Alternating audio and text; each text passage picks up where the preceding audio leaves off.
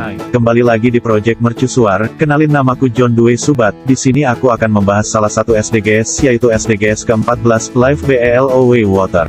Sekitar 71% bagian dari permukaan bumi yaitu berupa lautan. Banyak makhluk hidup yang tinggal dalam laut yang mempunyai manfaat yang tinggi. Karena itu, ekosistem laut merupakan peranan yang sangat penting bagi kehidupan. Terdapat berbagai jenis biota laut dan fitoplankton dengan jumlah yang sangat tinggi yang mampu menyerap karbon dengan jumlah yang sangat besar sehingga bisa mengurangi polusi. Selain menyerap karbon, biota dan fitoplankton tersebut juga menghasilkan oksigen. Manfaat lain dari laut yaitu sebagai sumber pangan makhluk hidup. Ikan yang ada di laut ini merupakan sumber protein nomor satu bagi manusia. Sejak revolusi industri, kerusakan ekosistem laut karena pencemaran limbah industri terus meningkat. Seperti pengasaman air laut telah meningkat sekitar 26% sejak revolusi industri. Limbah industri berupa karbon dioksida yang larut dalam air laut menghasilkan asam karbonat dan menurunkan tingkat keasaman air.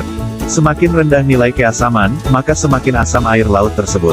Pengasaman ini juga diperparah karena adanya perubahan iklim, polusi yang menyebabkan global warming, pembangunan daerah pesisir, dan penggunaan pupuk kimia yang larut ke sungai dan terbawa hingga ke laut. Dampak dari pengasaman air laut yaitu membuat terumbu karang jadi sulit berkembang. Apalagi diperparah dengan penangkapan ikan dengan bahan peledak. Selain bahan kimia dari peledak tersebut mencemari laut, efek dari ledakan juga dapat membuat terumbu karang rusak. Pencemaran bahan kimia berbahaya menimbulkan ikan-ikan yang ada di dalam laut tercemar zat beracun dan berakhir ikan tersebut mati. Semakin sedikit ikan yang ada di laut yang layak untuk dikonsumsi karena banyak ikan yang tercemar zat kimia. Selain matinya ikan tersebut juga dapat mengganggu rantai makanan pada ekosistem laut. Ikan yang menduduki rantai makanan bagian atas juga akan ikut tercemar zat kimia tersebut karena mengonsumsi ikan yang mati karena zat tersebut. Selain zat kimia berbahaya yang dapat mengganggu rantai makanan pada ekosistem laut, penangkapan ikan secara berlebihan juga dapat merusak rantai makanan. Masih banyak nelayan nakal yang tidak memperhatikan dalam penangkapan ikan. Karena itu, kita sebagai masyarakat yang berakal sehat harus dapat menjaga lingkungan laut. Caranya dengan: yang pertama, tidak mencemari dengan karbon dioksida karena berakibat pengasaman air laut. Kedua, tidak membuang limbah beracun dan sampah pada laut.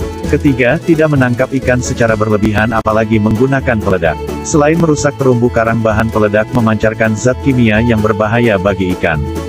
Itu semua jika kita lakukan, laut kita akan semakin terjaga kualitas sumber daya alamnya, kita bisa tetap makan ikan protein tinggi tanpa tercampur zat kimia. Sekian video tentang penanggulangan kerusakan lingkungan laut, terima kasih.